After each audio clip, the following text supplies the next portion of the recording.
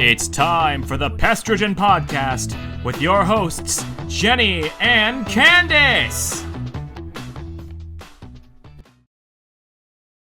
Alrighty, welcome back, my pesty besties everywhere. Thank you for joining us for another episode of Pestrogen Podcast. I am your co-host, Jenny, and I'm here with my lovely Kandyce. Kandyce, how you doing today? Not too bad. I, about halfway through the week, I pulled my trapezius muscle right here. So if you see me doing this a whole lot, it's because it's very sore and tender still, and it feels like my muscle is on fire. So, I have been restricted to no heavy lifting by the husband, not a doctor, but whatever. Yeah. And same with the kids. Like, Kyra made sure she went with me to the grocery store yesterday because we had to get a case of water and everything. And she's like, "Don't touch it!" Okay, my bad. That's awesome. So yeah, it's been fun. We took Thursday off completely because we were supposed to be doing a huge apartment complex that has this month it would have been 4 2-story ones and 4 1-story ones apartments, and I was like, I can't web this. The pole will just murder me. So we decided to completely take the day off, and then I felt really bad because we didn't work. So we worked a little bit yesterday, nothing crazy, but it still hurts. But it'll get better. It will. Oh my gosh, yeah, that's the worst. And it's like where your bra strap goes too. Yep. I hate bra that. strap, backpack strap, and then constantly holding the pole because I hold it down low with my right and up high with my left, so it's constantly like this. And then, the whole muscle runs up the back of your neck, so holding your head up makes it hurt. Oh no, So, that's awful. It's been fun. Oh my gosh, I'm sorry to hear that. I'm not used to being broken, so once in a while, I guess it humbles me down a little bit. Yeah, well, you better listen to your fam and take it easy so you can heal up. Oh, I have been. Good. Yeah, I had a super long week with work and just getting home late every single day and just tired. And yeah, it's been a long one. I saw those ones. It was like you were home at 9, 10 o'clock some nights? Yeah. It doesn't help that I've got such a long drive. Yeah, that's insane. Mm-hmm. Yeah, that's what happens when you live out in bum flip Egypt, and then you gotta find the city you want to end up working in, and they're all just an hour away in different directions. So oh yeah, that's how it is here. Everything's about a half an hour away. North, east, south, west is the ocean, so I don't drive that way. But yeah, everything's like half-hour differences everywhere. It's okay. Oh my gosh. That's awful. But yeah, the decent week overall. I'm excited for this episode. This one's going to be really cool. Yeah, this is going to be very educational because I have no idea about majority of this. Same. And this was actually Sueann's idea to kick off May for Lyme Disease Awareness Month. So that's awesome. Thank you, Sueann, for the idea. And I think, like Kandyce said, it's a perfect topic for us because we have no idea. Well, thank you guys very much for hosting. Definitely. So there's an ongoing meme that goes on social media that I see often. It's kind of like a sweatshirt with a dark face that you can't tell, and it says that Lyme disease is faceless until you know somebody who has it. And that is very real. And of course, for us as pest control providers, we kind of have a duty to be able to educate people so that they can prevent. Prevention is the key. And so it's our duty as pest control professionals to be able to prevent ticks from getting into people's properties and homes. Oh, yeah. Definitely. 100%. Yes. And then Sueann found somebody to join her today for the episode that has a plethora of knowledge with Lyme disease as well. It's Stacy. Stacy, how are you? Tell us a little bit about yourself. I'm doing well. Thank you, Sueann, for inviting me, and thank you, ladies, for letting me join you. So May is Lyme Disease Awareness Month, and there's a saying out there, Sueann, I'm sure you've heard it. It says, don't wait until you get it to get it. Because I think we've all heard of it, but like Sueann said, unless you've known someone who's lived through it. And so myself and my, husband and my daughter have all been affected by it. And I have to say, overall, when we talk Lyme disease, it's really more than just Lyme disease, because all those little ticks out there have in PA, one bite can give you like 5 diseases, and some of them don't even have Lyme. Some of them have something called anaplasmosis. And so you're sick, and amongst other things. So you're sick and you go to the doctor and they're testing for Lyme disease, and the Lyme disease tests are not reliable at this point. And if they don't know about anaplasmosis, they're never going to test for that. But this person's, health can be deteriorating. So there's a lot more than just Lyme when we say Lyme disease. Wow. Wow. Yeah. I've never thought about that. Yeah. When I was briefly speaking with Sueann the other day, the one that concerns me the most, because it can be transmitted within 15 minutes of attachment. And I'm not here to instill fear, but awareness. And we know there's ticks out there. We know they have these diseases. Like, what are you doing to protect yourself? So the Powassan virus, just to give you an idea, can be transmitted within 15 minutes of attachment. Wow. The little nymph ticks that looks like a piece of sand or a freckle, can very well go unnoticed. It can be there for 3 days. So 15 minutes. So you really want to prevention is like the key. Yes. So you don't have to get bit in the first place. And we have had Sueann on before, but Sueann, tell us a little bit about yourself and how you got into treating for ticks for clients. So I'm Sueann, and I own Guardian Mosquito and Tick Control, and we specialize in your outdoor pests. We don't do any indoor treatments, and we really focus on the mosquitoes and ticks. And actually, it's been a recent discovery that mosquitoes now carry the Lyme as well. I know that that's still new in kind of discovery and testing, so I'm not sure what all research has been done, but I do know that that is also another carrier. Primarily, it's the black-footed tick. So I purchased the business this will be my 3rd summer heading into the 3rd season heading into it. But I've been working in the industry for 10 years, and the owner was retiring, and I didn't want to live without this service in my yard.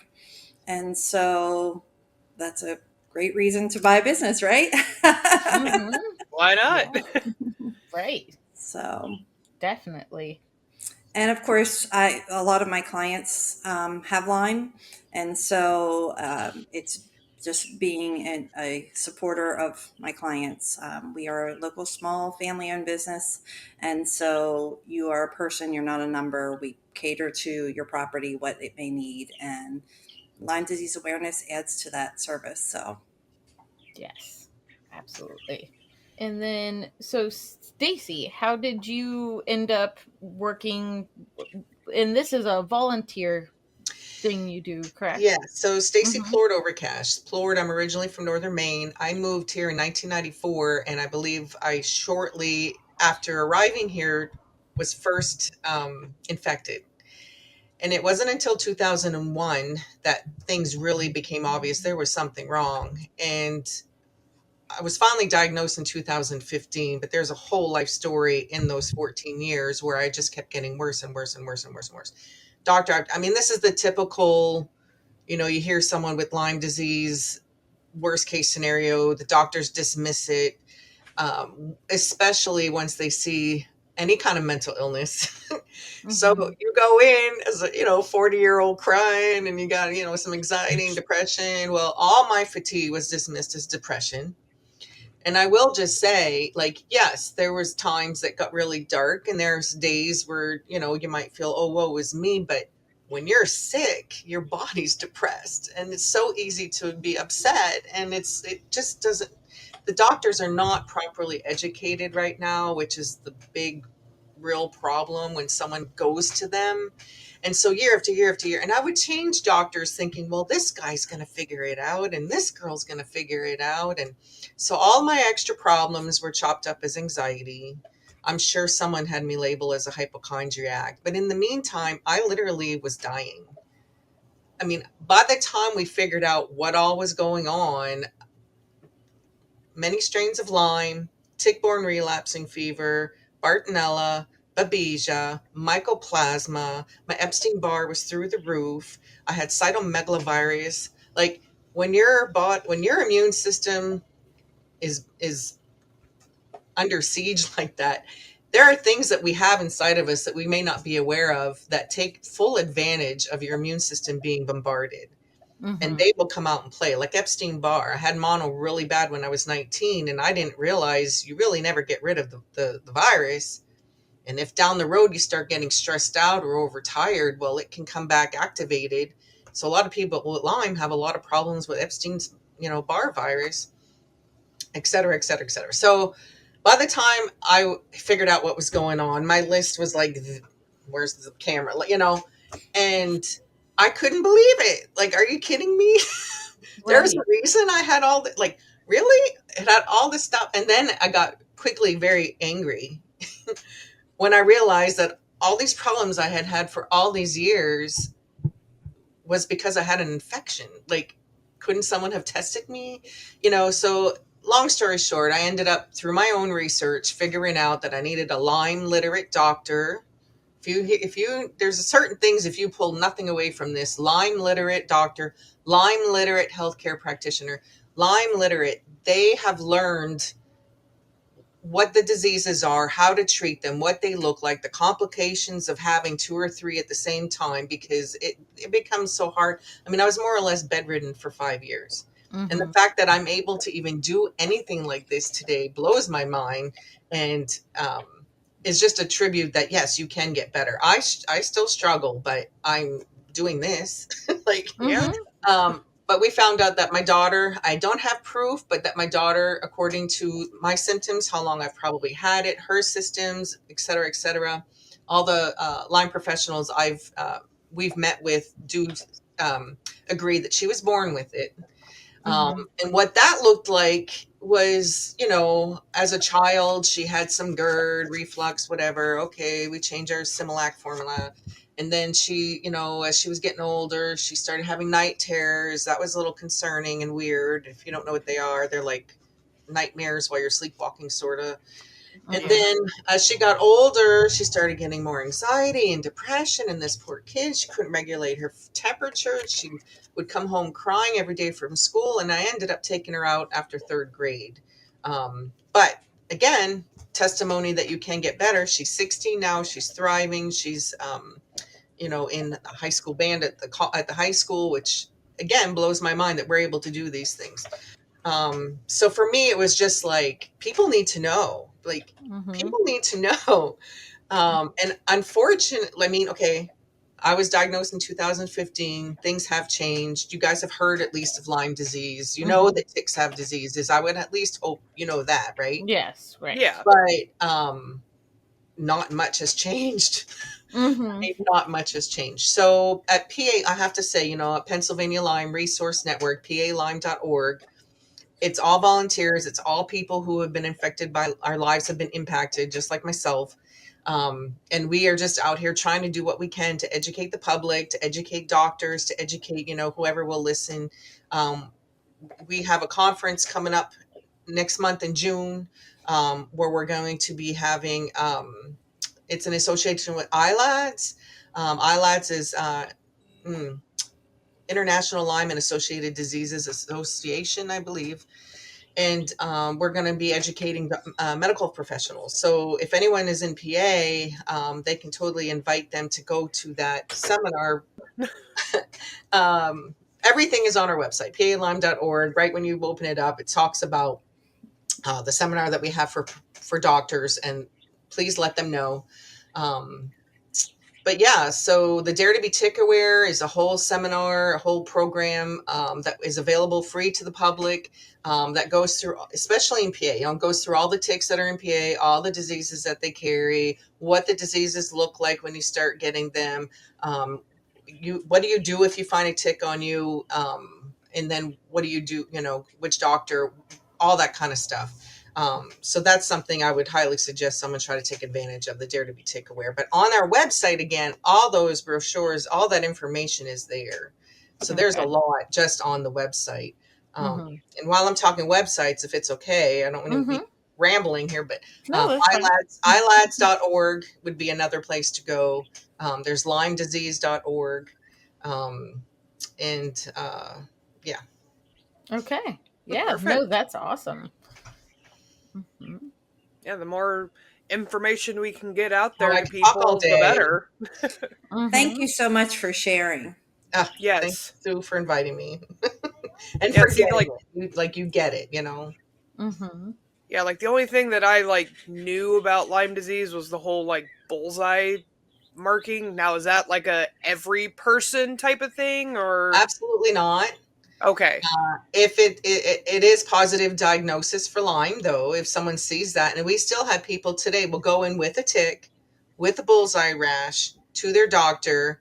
The doctor will throw it in the garbage and say they're fine. And that's where it stops. And then years later, this person can't understand why they can't remember how to drive home, or why they're even in the car to begin with, or why they can't walk now, or why they can't hear or see, or I mean, at my worst, just to give you an idea, and again, I'm not trying to, at my worst, I couldn't walk. I would walk into the wall, or I literally so dizzy you're going to pass out. So walking was difficult. Talking was difficult. I would slur, or I just couldn't get my mouth to pronounce, I couldn't talk.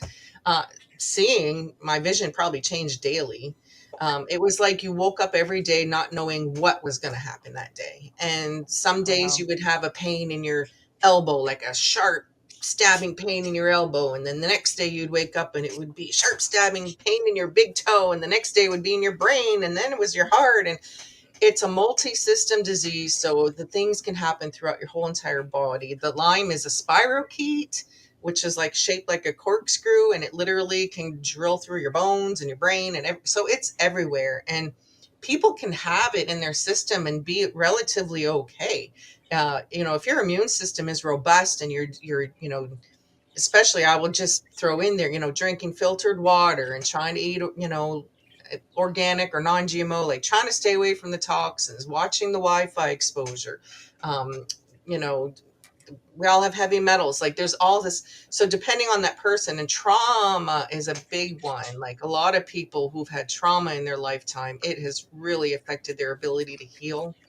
And so when someone becomes really, really sick, the complexities of trying to get that person back to health can be so very difficult. So very difficult. Oh, yeah. So minus the bullseye thing, obviously, like you said, it can get dismissed completely. How else, do doctors actually diagnose it? Is there a blood test for it or anything like that? Well, sure, but they're not reliable right now. At best, you can have what's the word? False positives and false negatives. So someone can go to the doctor, get a test for Lyme disease, and the test didn't test for the specific strain that they had, or the test, the lab they used wasn't sensitive enough to detect it. It might be there.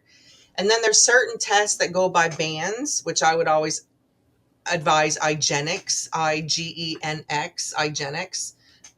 That would be my recommendation, and to take those results to a Lyme Literate doctor, because the Lyme test that they're using now, and I'm going to forget the technicalities. They talk about it in this movie, The Quiet Epidemic, about how they took out some of the Lyme bands out of the testing because they're using for the vaccine. So let's say Lyme, I'm forgetting the numbers. It might 31 might be one. There's 4, and I should have prepared, but let's say 31 is one. I'm just making up a number right now. And they took it out of the test, but that it's showing up on 31, but they're never going to see it, right? So Okay. IGeneX has all the bands, but then it'll still come back if they don't have 5 positive bands. According to CDC, that's a negative. But if it's on a band, it's there. Like, it's there. My daughter was diagnosed by a Lyme Literate medical doctor, actually an osteopath. And he just looked at it for 2 seconds. He's like, it's right there. And I had been fighting for a year to get her diagnosed. I'm like, I know she has it. I had it. She's got all these symptoms. They're like, no, no, no. It says she don't have it. Well, according to the Lyme doctor, he could just look at it and it actually showed inconclusive on one of the bands. And he said, if it wasn't there, it would be negative. There's something there. And again, when you look at all the symptoms and everything else, so Lyme Literate doctors are the ones that I would recommend to go to. Your regular medical professionals, how I understand it at this time, learned that Lyme is hard to get and easy to treat. And the opposite is the truth. And that's, that's part of the big problem. And when you go to a medical doctor, and I'm not trying to talk bad about them by any means. We need them, right? But Right. something like this. Okay, so yes, they follow IDSA. They follow IDSA, and they would probably give someone 2 weeks of doxycycline, according to the IDSA. A Lyme Literate doctor who follows ILADS would probably give 6 to 8 weeks of doxycycline. And I'm not a medical professional. I'm not telling you how to treat and all that stuff. But there's going to be a big difference between what a medical doctor has learned and how they're going to treat versus a Lyme Literate healthcare practitioner. But we would strongly recommend getting treatment right away, because what happens is, and I forget how long it takes, it might be 2 weeks, might be a month, might be too long. While it's in the bloodstream, you're better able to eradicate it, because once it starts going into hiding, that's where it turns chronic. And even if there's just one spirochete, I remember when I was learning all this stuff, I was like, oh my gosh, because like they don't need a partner. So you could like get rid of all of them. There's just like one guy hanging around, and then he starts multiplying, Oh, fun. Yeah. And so Lyme disease has the bullseye. Bartonella is probably just as common, honestly, if not more common, because Bartonella is known to come from tick bites, but also flea bites, cat scratches. And it has like a stretch mark that doesn't follow regular stretch markings. I know someone who was diagnosed by their psychiatrist because they saw the markings. He was in there. The Bartonella is real bad for mental illness. So you put that on top of with the Lyme. There's something called Lyme rage and Bartonella rage. And then Rocky Mountain spotted fever has a little spotted, kind of like a bracelet or an anklet. You'll see spots. Wow. Rocky Mountain spotted fever. Okay, that's cool. I mean, Kandyce, not that cool, but tick is more on your side of the country than ours for the Rocky Yes. Mountain spotted. So Yeah, we were actually just talking with my son about that yesterday, because he was walking through the woods with his friend and said he found a tick on him. So we were like, did it bite you? Was it buried in? And he was like, no, I felt it crawling up me, and then just kind of pushed it away. And he was like telling us how big it was. So I'm like, oh, lovely. I'm doing an episode on ticks and Lyme disease tomorrow. So yay. right. Oh my gosh. Yeah, that's somebody posted in our local Facebook group for where I'm at right now, and she was like, I just moved into a house and the yard is full of ticks. What do I do? And of course there's like Call somebody. well, there's dozens of like home remedies people do, and Always. like somebody said diatomaceous earth. Like, what do you do? Take a whole bag of diatomaceous earth on a half an acre of land? And I don't like stick it. yeah, like I don't. Yeah, exactly. So, Sueann, do you ever get people calling you primarily for ticks? Like, I just moved to this yard and it's full of ticks. Come help. So Pennsylvania has quickly rising to one of the top issues for tick diseases out of all the 50 states. So yes, I do. And I will often get a call that, hey, I found a tick on my dog. need you to come treat. What do I do? Or they found one on themselves.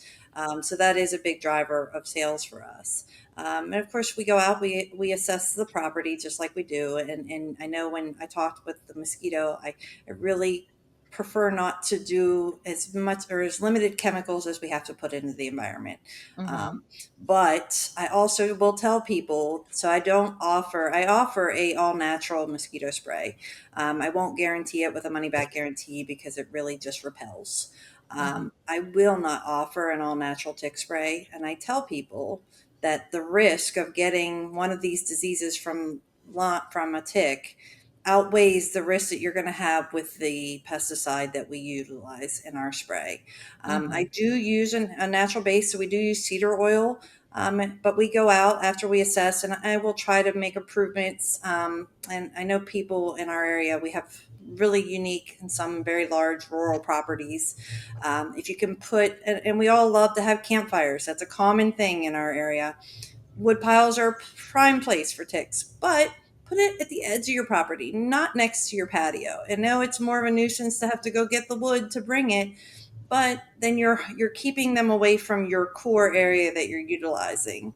Compost piles, and I am a composter, so but again, keep it away from your home, directly around your home, to be able to, if you have a wooded area, putting a barrier between your wooded area to your home, like a layer of stone, about 3 foot wide, will help prevent the tick environment for your yard. It just kind of creates that extra barrier on top of the spray that we use. But then we will come out and we will treat your property, and assess the areas like the wood piles and things like that. And we will treat the areas that the ticks like to live and breed. And that's really what we do. I just found out, and I thought this was really cool, just recently in the last week or so, and something I'm going to look into. So, and of course, I use cedar oil in my blend for my tick spray to be able to utilize it, but they make cedar mulch. And so that would, in a sense, help prevent the tick population in your yard. Keeping your trees and trimmed, shrubbery all trimmed back, things like that. Oh yeah. It's like lack of moisture, just like with the mosquitoes. Lack of moisture. They like to have that moist, like your leaves. Make sure you clean your leaves up in your yard. That's a big, big one. Very good. Okay. Now, so this is cool because we have like how to help prevent them with Sueann, what it can do to you if you actually contract it with Stacy. So we got like the all around everything knowledge here. Yeah, definitely. I sent Kandyce a picture, and I think I put it on LinkedIn or something, but I was getting in my truck and there was a tick climbing up my seat. And I used a glue board to swipe it off real quick. And I looked at it. I'm like, oh no. And I sent it to Kandyce. And Kandyce is like, pull over now. Check yourself. Like, yeah. I was like, oh yeah. I didn't even think about that. Because yeah, it was like find a bathroom, a porta potty, something, and strip down. Go look. Yeah. Yeah. Like, look definitely. now. I always get the heebie-jeebies when I find one on myself. And we are avid hikers. I love the outdoors. I love to be out the outdoors. So of course, prevention is key. So we don't go outdoors. Of course, long socks that come up, good sturdy shoes, long pants, long sleeves. I always spray myself when we go out. I do wear shorts. I'm guilty. But then as soon as we come home, and we take our dogs out regularly too, immediately we come home, we budget when we go hiking, we come home, we shower. So we completely change clothes. We check everybody out. We check our dogs out. And this is going to be a little bit TMI maybe, but like dogs in their teeth, in their gums, like ticks can hide anywhere, and they like those little tiny crevices in your ears. You figure behind people's ears, things like that, in your personal areas, armpits, places you don't want to really talk about, but that is what you need to do to totally check your body completely. When you come home, and we shower, we bathe the dogs and everything when we come home. And something that I found out, and this really frustrated me. So of course I treat my dogs for ticks. They take that annual or that monthly tablet that we do just to be as preventative. And my dog had a tick.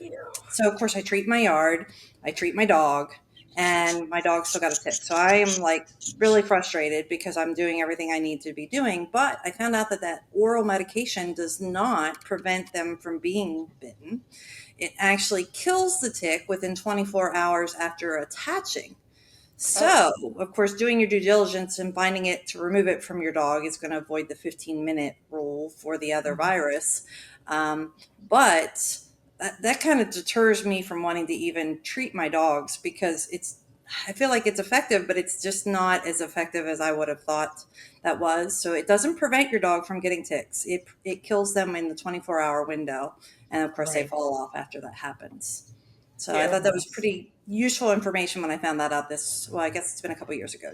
My dog turns, today's his actual birthday. He turns 4 today. And he was about 6 months old when we had our first tick on him. So. Oh. Can I add a few things to that? Yeah. Okay, I'm going to go back to you found a tick on you. Sueann, I know you know this because you went through the whole thing, but the best thing to do if you find a tick is to remove it. Time is of the essence. They make special tick removers, but you can always use not toothpicks, Stacy. Tweezers. Yes, thank you. And tweezers, you lose them, you can buy them again. The problem is if it's a nymph tick, a really, really small one.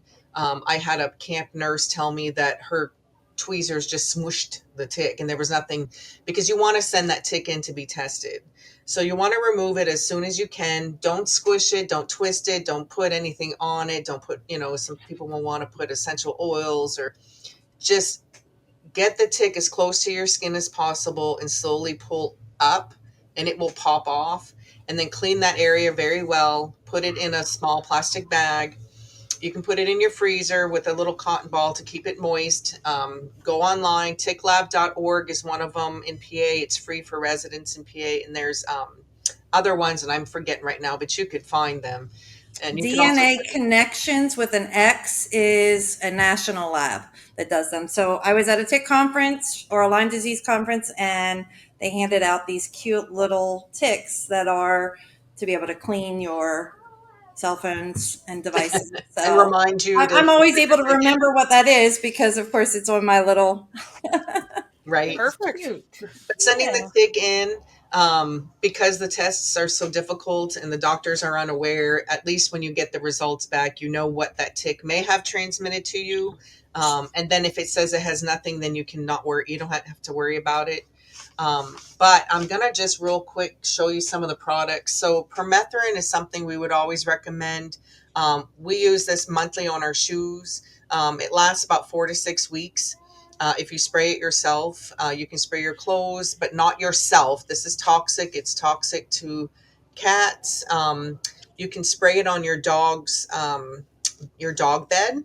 So if the dog comes in from the outside and he goes on the bed, because this will kill the ticks. So we spray our shoes monthly with that. And then you could also spray your socks. There's a company, insectshield.com. I don't know if you can see insectshield.com. You can buy clothes that are treated with permethrin, or you can send your clothes away. And that way, when it's treated, like in the wash, when it's treated, it lasts, I think it's 52 washes, a lot longer than 4 to 6 weeks. So like my husband's a hunter. I sent all of his hunting clothes away. That way, if he lays down in a tick nest, he's not getting bit or bringing the ticks home. And then we would also recommend, in addition to, like Sueann said, with the long sleeve shirt and the long this and the long that, and she talked about spray, there's some natural sprays. This is lemon eucalyptus, cedar oil for your body too. I know you mentioned for the yard. And then you can get more into like this has DEET. I personally am not a fan. And then Picardin. Avon Skin So Soft has a Picardin option. So, and then, like Sueann said, when you come back home, she changes clothes, which is awesome. But if you put your clothes in the dryer on high heat for 10 minutes, if there's ticks on those clothes, it will kill them. Oh, that's awesome. There, that's what I wanted to add. Thank you. Yeah, we just come home, we shower and do all that, but I will add that to my regimen. Yes, high heat, 10 minutes. That's what we do after a bed bug job. Oh, Clothes go to the dryer. They look like ticks, bed bugs do. So yeah, I'm not shocked that there's, yeah. Mm-hmm. And I mean, it Definitely. completely makes sense. Yes. Yes. Transmission was a question while I'm thinking about it. I'll just throw that in there because you mentioned about the mosquitoes, and there's controversy all around sometimes, but there are some that would say that they're in potentially all biting insects. There are people that would argue there's no scientific proof, but the mosquitoes are nature's dirty little needles. So why wouldn't it? That's all I'm going to say. Why wouldn't it? Yeah. I have had people, it was say they got it from a black fly up in Maine.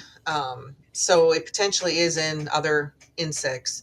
And then again, my daughter was born with it. There is proof now showing, I believe it is in vitro and breastfeeding, that people can pass it on to their children. And so it becomes a dilemma because, right? So the person doesn't even know they have Lyme. Not everybody gets sick. Their immune system might be keeping up with it or whatever. And then this poor child was born with it and the parent has no idea, right? They didn't even know they had it or that you could pass something like that on. The other thing is it has been found in Lyme is all but syphilis. Like there's one little thing that makes it not syphilis. Syphilis is a spirochete. It's known for being transmitted sexually. So with the Lyme, it has been found in vaginal secretions and in semen. So then again, I don't think there's any concrete proof. There may be. I'm not aware of it, so I'm not saying yes. But logically speaking, there's also a situation where someone in the family may have Lyme and then the whole family ends up with Lyme. The argument could be that they're living in the same environment, but it just leaves it, okay, is there something else going on? So Right. That's Makes interesting. sense. Yeah, that's crazy. I never thought of it like that. I just always think of it as being transmitted through a tick, not in vitro or breastfeeding or anything else. So with what I do for pest control, I have to crawl under like pine trees and stuff a lot for rodent bait stations. Does anybody know like how you would protect? I'm always worried about getting them on my head, but there's nothing like I feel like there's nothing I can do about that. you could spray your hat with the permethrin Oh yeah. Okay. and That makes sense. use a natural oil maybe for your face. Anything natural, you're going to need to reapply it. Yeah. You know, Okay. but there are, and then check. Lint rollers. Like on your dog, Sueann, the dog comes in, run that over them or on your body or. That's smart. Okay. Yeah. That is a good idea. And I should keep one of those in my car anyways to just get all the dog hair off of me. 2 dogs and 3 cats. Luckily, none of them have ever had a tick. But, yeah, the hair is astronomical sometimes. So are there like different stages of Lyme disease? Like how would they differ if there is any? So when someone's first infected, the most common symptoms, you just feel like you have the flu. So you're tired and your body hurts. And the way I was explained is there is no such thing as summer flu. So if you're feeling like you have the flu in the summer, think tick diseases at least. But yeah, so in the beginning, you kind of just feel like that. But then as it goes, that's where you start seeing like the Bell's palsy or the swollen knee is a common Lyme symptom. And then it goes into like, the joint or the heart. And everyone's different. Not everyone's going to have all these same symptoms. For me, it attacked my nervous system. I know other people, it attacked their heart. For other people, it's their joints. But what happens is the longer you've had it, because it literally is going everywhere, it's called the great imitator. Syphilis was originally the great imitator. Now it's Lyme's the great imitator because it literally could be anything. It literally could be anything. I mean, reflux could be from Lyme, and I don't know, of course, the fatigue and the pain, a lot of pain, a lot of pain. Yeah. And then, so you don't feel good, you're tired, your joints ache. A lot of people are just going to dismiss that as like old age or I don't feel too good and just move on. And it may not be a problem. And for me, what happened where I said I was bedridden, I had a car accident. So I was already struggling and I had a child and I was really sick after I had her. And and then I had a car accident where I had I hit my head, and it activated it all. And that's for me. So someone else can have it, and then maybe they're in an accident, or, people got COVID, or they get another bite, and it's just that one bite it's just that one thing that sets their immune system to the point that it can't keep up. And, yeah. Wow. Wow. Mhm. So it could you could have it and it could be hiding, and then that one little small thing happens that seems small, like you said, like a head bump, and it can just essentially or dislodge it, and there it goes. It comes awake, it activates, I'm not sure. And, yeah. Wow. There's Wow. something I was going to say, but yeah. That's crazy. Mm-hmm. Yeah, this is completely all new information for me. Like I said, I knew of the bullseye. I never even realized what it actually did, to the extent that you've been talking about. That's crazy. So Right. good on you for, like you said, for being here and doing this. That's awesome that you've Well, been again, able thank you, Sueann. Most people don't even get the bullseye. So that is actually, it's a good telltale sign, but it is rare in most cases of people that I've talked to that have Lyme. Yeah, they have no idea. Can I take a second to explain how they can be attached that you don't even know that they're there? So they have something in their saliva that has not antiseptic, where you can't feel it. Yeah. It numbs the area. Whatever that Yeah. word is. Mm-hmm. So they secrete that so you don't feel it. They slice into the body. They stick in their feeding tube that's barred like a fish hook. Some of them have a concrete like substance that they'll secrete, and then that thing is there. So if it's in an area that you're not seeing, there's no, it's not hard to understand why it can go 3 days undetected, because it'll stay there until it's full and then just jump off, and now it's in your house somewhere, which is beyond disturbing to me. So if someone is in a situation where they think they may have been infected in an area where there were ticks, come home, take your shower, do your tick check, put your clothes in dry, do all that stuff. But check again the next day and the next day, because if it's a little tiny, tiny baby thing, the next day it's getting bigger and bigger, and maybe you'll see it the third day, right? Which is terrible, but at least you found it, and then send it in to be tested. And I would actually go to the doctor. I would take a picture of it. Some people will, put a little magic marker circle around the bite mark, and then monitor it. But I wouldn't wait, just because I know what I know. But yeah.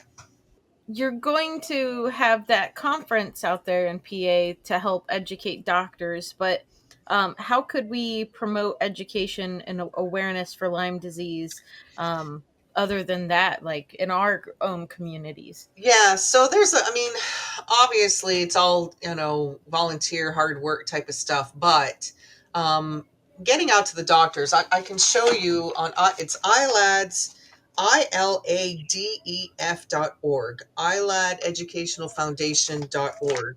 I just printed off this flyer, and it's something like, let's say, there's some doctors that you think you'd like them to learn more. I mean, you can always pass on the information that they can learn more, because all the really good Lyme doctors learn from ILADS.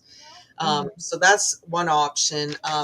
With PA Lyme, we'll do table events. We have a table. We go out with pamphlets and and again, this is an effort. So, but if someone wants to do something like that, another thing we do is Sueann, did you come to this one in Chambersburg? I don't think I did. So we did a showing, and we do them all throughout the state of Pennsylvania, of the quiet epidemic. I believe you can get this now on YouTube. And the older movie was called Under Our Skin. And these are things like, we'll do showings for the public, send out press releases and flyers and stuff, and have people come and watch this video. Watch it. Okay, yeah. If you're learning things, you're going to learn a lot more, and it'll just reiterate the things we're talking about today. So there's things you can do. Contact your legislators. Let them know that you're aware that there's a problem. They just recently cut the funding, right? Because they're cutting all the funding. But Center for Lyme Action is another place that people can join for advocating, learning things, and also to help raise funds. There's just not enough funding for all the research that needs done, and all the education that's what else could you do?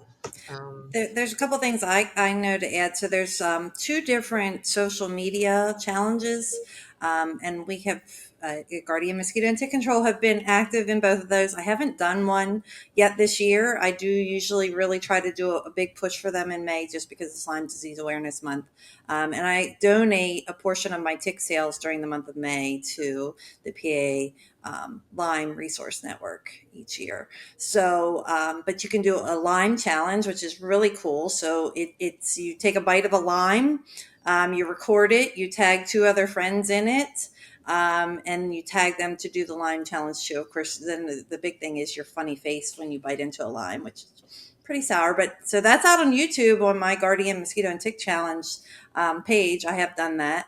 And I have a couple people that have done that have been added to that page as well. So that's one big social media that's a good way to raise awareness.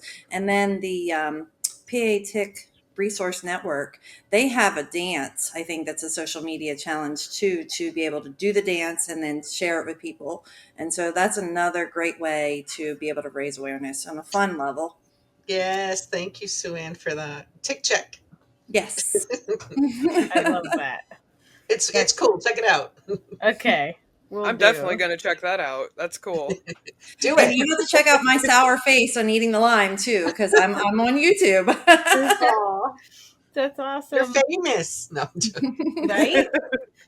I just discovered TikTok. You know I'm going to be doing this. Oh, gosh. Yes, that would be great. Yes. And if you do those, forward it to PA Lyme, because we'll put it on our website and our YouTube. And Awesome. Yeah. That'd be so cool. And just like there's PA Lyme, I know that Florida has something similar. So I'm sure each state in the state has a Lyme program. So when we were on a couple weeks ago with the mosquito, we had Francis from Nigeria on. And of course, malaria is their biggest epidemic that they have here. So the United States, we don't have as many cases of malaria. And often when we do, it's somebody who's traveled to that area. But ticks and Lyme are our number one insects that spreads things in the United States. So I just had a thought before I forget. We were talking about Lyme Literate Doctors, because that's what you would need. And how do you find one? Like in PA, you can email referral@palyme.org or go online. But you guys have people throughout the country here, so I would recommend, or actually, I should say, I learned this from Roxanne. I forget her last name. She's from Chronic Lyme, It's a Thing. And, but she would recommend, always joining a support group. And in PA Lyme, we say join a support group because we can help you find those doctors. You don't just Google them. You don't just look them up. You're not going to find them that way. Some are under the radar. So joining a support group not only will help you learn some of this stuff like you're learning today, and then having other people help you through it, but then finding the right doctors. And every doctor's different, just like every doctor's different everywhere. So there's some that will treat with like pharmaceuticals, and there's some that's, more natural type of treatments. Like I did pharmaceuticals and I was getting sick in a different way. So I switched to all natural. Anyway. Okay. I would wonder how many pest control providers have had Lyme. Oh, that would be an interesting research to be able to try to target, just because of the exposure. Yeah, because I mean, like we're in it a lot, like out there. Obviously not in it, but we're out there and just doing our job, not paying attention. To like if you're walking through that little bit higher of grass or anything like that. Yeah. Yeah, our customers do not always have the ideal prevention. No. Right. Well, awareness is everything, right? How can you protect when you don't even know it's a danger? I mean, some of the ticks, they'll do like you said, there's hang out in the tall grass and they kind of quest and they wait for you. But the other ones, they'll come. They can walk for 50 feet towards you. Oh. Yeah, I used to joke. I was like, it's one thing to be all prepared, and it's another thing to go like insectshield.com, one of my favorite defenses, I have a blanket that was treated with permethrin. If I go somewhere, I put it down on the lawn and then put my lawn chair on, because how do I know I'm not just hanging out minding my business and there's this tick that coming That's my a great idea. Yeah. I didn't even think about treating a Yeah. blanket. Yeah. Plus you can do like a bandana for your dog, right? Put it around his neck or something or whatever. Mm-hmm. Yeah. So it's like, Insectshield.com, ticklab.org, paline.org. iLads, That's awesome. Guardian. Yes. Yes. I'm just joking. Let's see. okay, so what changes would you like to see in how like Lyme disease is discussed more openly, or even like treated, or even like on the scope of, hey, this what is, could be what's wrong with you, instead of, oh well, you don't have the bullseye mark, so that's not what you have. It goes back to the doctors, Mm-hmm. some doctors know and some doctors don't. And we've been trying. I think different states, and this is where I'm not the expert. Different states are different when it comes to awareness of two areas of education, or two, what's the word? Hold on. Two schools of thought.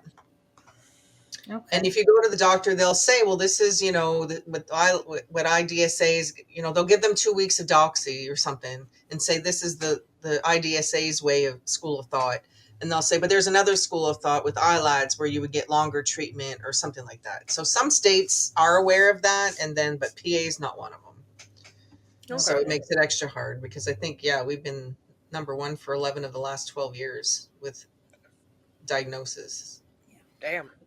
Yeah, I know. I Googled that like before this episode. I was thinking of questions and stuff, and it said PA was one of the highest states with it. I was like, oh my goodness. Okay. Yeah. And so on a personal level, I came here from Northern Maine, and I'm seeing Maine turn into PA almost. Like it's just and it's heartbreaking. Mm-hmm. And then it's hard because the information that they're getting isn't all this information that I have now. So it's a lot of work to do. Right.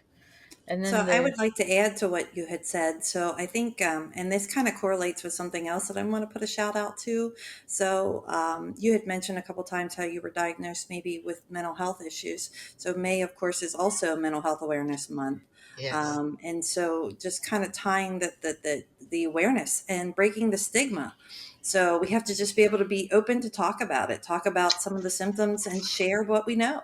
You are exactly right. Anyway, in my previous life, I sold insurance, and we had to talk about some things, and I was very open about it, because this is from iLads about psychiatric Lyme, and it says right on here that sometimes the only symptoms someone will get is anxiety and depression. So if it comes out of nowhere, that's a good indication. But thank you, Sueann. You're right on the money there. May is also mental health awareness month. Yes, I love that. So we got to break the stigma. We got to be able to talk about it. Absolutely. Definitely. Mm-hmm. Yeah, and talk about going to doctors and trying to get help, and then they make you feel like they gave me anxiety and depression, right? Yeah, absolutely. It's got to be hard to have something that isn't tangible, like you didn't break your arm, here, fix this. It's something inward that's hard to explain, but you feel it. Yeah, Absolutely. especially if testing's not 100%. I mean, no testing is 100%, but obviously a lot of them are a lot more pinpoint. But if this one's not even really close, then like you said, you can have a lot of false positives and false negatives. So then you're going to be like, this is what I think I have. And they're going to be like, well, the test says that you don't. So you don't. Bye. And that's what happens. And a good doctor can diagnose clinically based on, have you been exposed? Well, if you live in PA or, some of the countries, you've been exposed. And then do you have symptoms? And some doctors will treat based on that. And I know from my early research that I did, like that was the thing. If you react to treatment, then, well, guess what? You got it. Like that was your diagnosis. But Yeah, that's awesome. That some providers will just treat knowing that the testing isn't for sure. Yeah. Mm-hmm. And that you have especially like you said, being in PA and stuff, you have that higher risk and you're starting to show symptoms. But yeah, the test doesn't say it, but yeah, let's treat just to be on the safer side. So Yeah, now does it like stay with you together? It's not cured, right? It just stays with you forever. no, but I do need to add that we would still say go find a Lyme Literate doctor who can test you and read the test, and so that way you know for sure. Yeah. I mean, anyway, what did you just ask? Now I'm like, I got control. Does Lyme disease like get cured from treatment, or is it just you're like holding You know, down the symptoms? never say never, but it is more just keeping the population of the bacteria under control. Okay.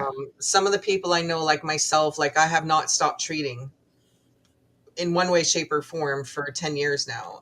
Okay. There are some people who I've experienced just in the past that they catch it very early on, and so they are able to target it, and then they don't have the lasting effects. But I know a lot of people who have chronic Lyme. So I guess there's two different. There is Lyme, and then there's chronic Lyme. So just think about like COVID and how some people have COVID and some people have long COVID. I mean, so similar type of thing. This can be a chronic disease. Mm-hmm. Okay. Absolutely. And then so me, myself, Stacy, and Sueann, we're all in the same time zone, so we're kind of on the same side of the country. And then Kandyce is on the other side of the country. So we have a podcast big brother, who we call Sean Muller of Pest Perspectives, and he lives in the UK. So I'm going to he asked me to give him a call so he can be on our episode for a quick second. And we're going to ask him a tick question. And here he is. Here's our Sean Muller from Pest Hi. Perspectives. Hi, Sean. How are we doing? We're doing. Good. By the looks of it. Yeah. I finally got on the podcast. Yeah. You made it. We have a question for you, Sean. So, do you treat for ticks in the UK? You can treat for ticks, but in my particular area, I haven't actually treated for ticks. Okay. But I know what to do. But we do treat for ticks. Okay. Do you know anybody with Lyme disease? Is it common there that you know of? I don't know of it, but I can imagine there's been a few cases, but I don't know of any. Okay. Because it's in the water, isn't it? It could be quite common, but I've not actually heard of it. Okay. I haven't. All right. Yeah, me and Kandyce have learned a lot on today's episode too about Lyme disease. So yes, I need to watch it then. Yes. Yes, you do. Especially since I imagine if you Googled it, there's probably quite a few cases that have happened. Just I don't know about them. Right. That's I'm all. Sure. Yeah. All right. Well, thank you for bombing us. Yeah. Go ahead, Sueann. Sorry. I was just going to say that's wonderful that you don't have that because it's an epidemic in Pennsylvania. Oh, yes. Yeah. Yes. She said, I forgot you're in my ears. She said it's wonderful that you guys don't have it because it's an epidemic over here, especially in PA. Well, tell her that there might be some cases if you Google it. I just don't specifically know about it. Gotcha. Yes. All right. Well, thank you for bombing our podcast here. But everyone, check out Sean Muller on Pest Perspectives. He's awesome. Yeah. Cheers for that. See you later. Bye. Bye. Bye. Yeah, shout out from the UK. That's cool to Really get like cool a to get to completely see. different country's perspective. That's Right. what I was just going to say, Kandyce. It's really great that we're able to tie in how other countries interact with things. So Mhm. Yeah. some of the things we face, they don't. And likewise, some of the things they face, we don't experience. Yes. Yeah. I have one last thing that I want to add, and this is really as a pest control perspective. So we didn't really talk about one of the major carriers, and the white-footed mouse is the #1 carrier of Lyme disease, and the black-footed tick that spreads Lyme disease. So, and this is something that I educate my clients about. I don't do rodent control as a pest control professional, but controlling the rodent population is just as big of an issue to help cut down this as an issue. I recently just spoke with Chris from, I'm trying to remember I think it's Lime Shield. And so the company that he does, sells a product that targets the mice and is actually a vaccine to prevent mice from getting Lyme. And so by doing that, they're stopping the cycle of the tick then getting, so of course the black-legged tick will feed on our white-tailed deer, they feed on people, but in the nymph phase, they prefer the white-footed mouse. And people don't realize, I mean, you have mice in almost every home. They are so easily to be able to get in, access, and they are the biggest spreader, really, and a pest control professional. So we have to be able to cut down the rodent population. Now, how do they spread it? Like through their urine and feces? Well, so the tick feeds on them to be able to come from a nymph to an adult tick in the process from when they lay eggs. That small, the nymph phase of the tick, they feed on the white-footed mouse. And so I was thinking you meant spread like from the mouse to the human, like how we get it from ticks. That's what I was thinking. That's why I was wondering. So after they feed and fall off, and then continue their cycle until they become the adult tick, and then that's when they feed on the white-tailed deer and they feed on us, and that's how it gets spread. So makes sense. Wow. Yeah, that's interesting. Can I add to that? Yeah, absolutely. Sueann, have you heard of tick tubes?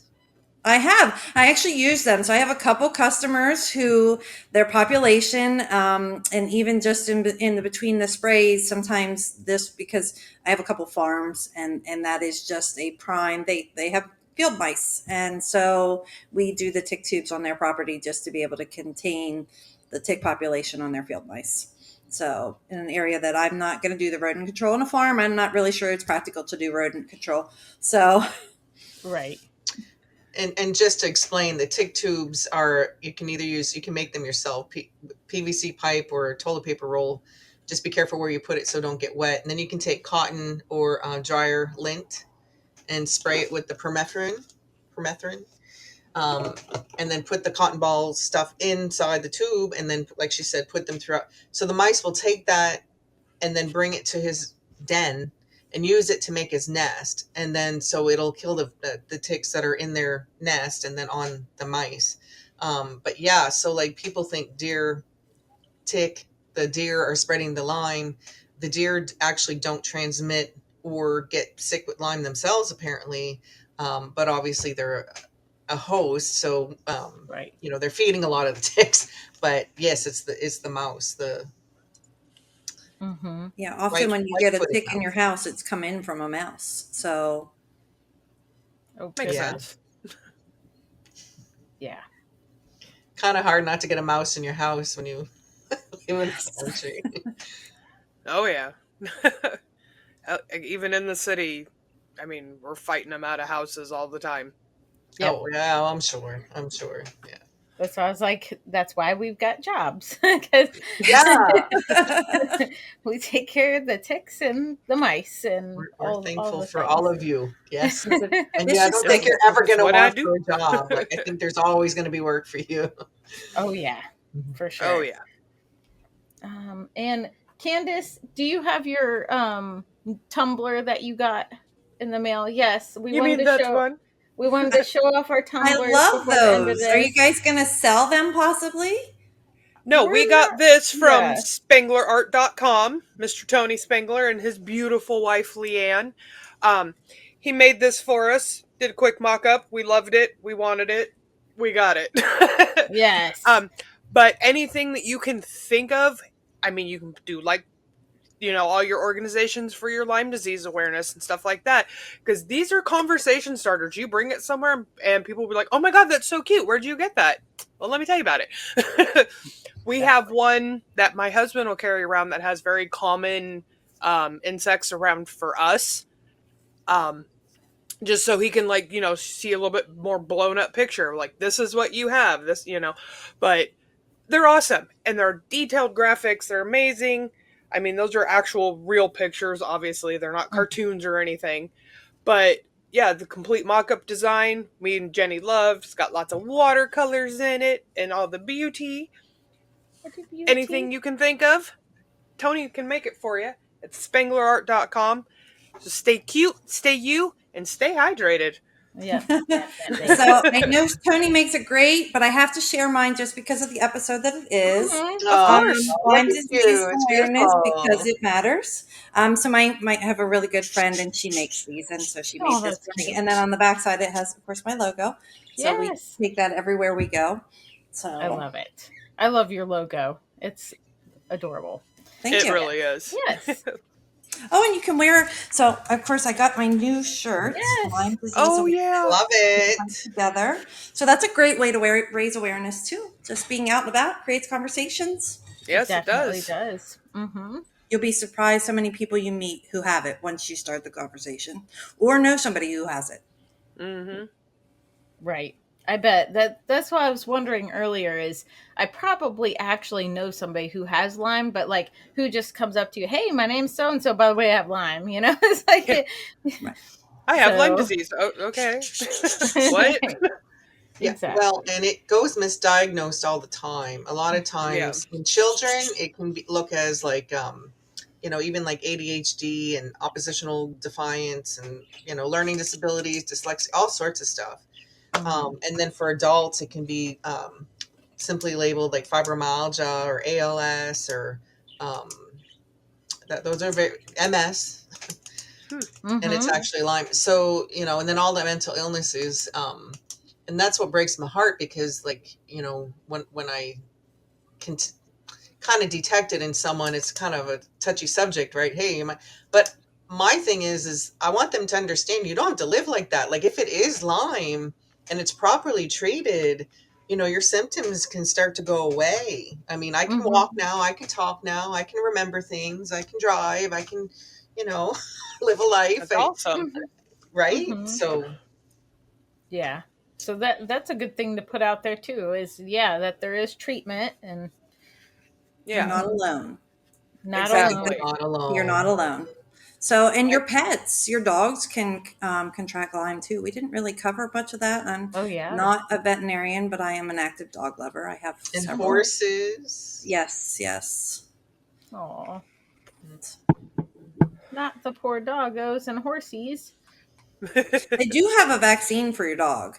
They do have a Lyme. Of course, they don't have a vaccine for us, but I guess, and I'm not a medical professional in any sense, but if we can't even diagnose it properly, how are we going to be able to create a vaccine to prevent us from having it? That's very true. Yeah, and the first one that came out apparently was giving people Lyme disease. So, oh god, no. That's why they stopped. They had one long time ago, in the 70s, 80s. I don't remember. Wow, that's kind of like the flu vaccine. Yeah, that like gives or the live strain and start getting the flu, but the flu goes away. So that may be a smart. Never thought of that. So we didn't really talk about it. I just want to do a little shout out. The alpha-gal syndrome has been found in Pennsylvania. And of course it is on the Lone Star tick is the carrier of that. And of course you can't eat red meat. I mean, it will affect you for the rest of your life if you contract that. So can you imagine not ever having another cheeseburger? Like, no. So that'd be awful. Oh my god. We were just talking about this at breakfast or at coffee this morning. My mom's one friend is in town for us to go to the Kentucky Derby party today.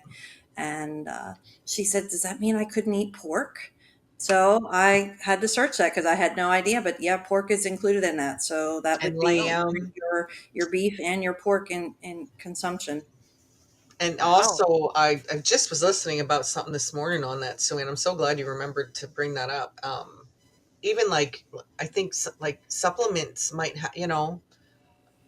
right? Trigger, because Bovine, of the whatever. ingredients. Mm-hmm. Yeah. Makes sense. Mm-hmm. Oh, And wow. and they're also finding out it's in more than just the tick. That's new. I don't know details, but I don't have a whole lot of details either. I know it's on the western side of our state, so I don't know that it. So I'm active with my local extension office, and so of course they test our mosquitoes, they test our ticks. So I'm not sure that Franklin and Cumberland County, which is my primary focus of where I treat, has that yet, but it's definitely on our peripheral. So I try to stay current and up to date on any tick or mosquito Yeah, information. that's All right. really nice. Yeah, ticks are dirty little bastards. Mm-hmm. Very informative. Thank you, Okay. Stacey. I learned some things today. Yeah. Oh my goodness. Yes. This was awesome. Okay. So next week, Kandyce and I are going to be on Tales from the Crawlspace. So Oh, yeah. we're still gonna have a us episode. We're still kind of building on that, so stay tuned on that one. Maybe But, you guys should do a crossover. You know how like the super hero TV series, they do that crossover? And maybe you should yes. do a recording that's a crossover and share it on both. Yep. So we're gonna do an episode with them, and then we're doing our own episode, and then in like a week or two later, they're coming on Pestrogen for a different topic. So it's you know, It's a crossover series. exactly. Yes. We just can't get enough of each other, you know. Yeah, we're going on theirs on Friday. They're celebrating Mothers in the Field, since next Sunday is Mother's Day. And then, yeah, the Friday or Saturday after that, we're hosting them for. We haven't quite figured out what it's going to be completely topic, about, but but we're essentially figuring it as like a crossover episode. So Yes. perfect. Exactly. Yeah. So that's gonna be fun. We love Tales from a Crawlspace. If you haven't heard of them, go check them out. They're on everything. Yes. Yes. Well, that's it for today's episode. Thank you, Stacy and Sueann, for joining us. Remember to stay cute, be weird, and always go out kicking ass. Thank you. Bye. Thank Bye. you. thank you.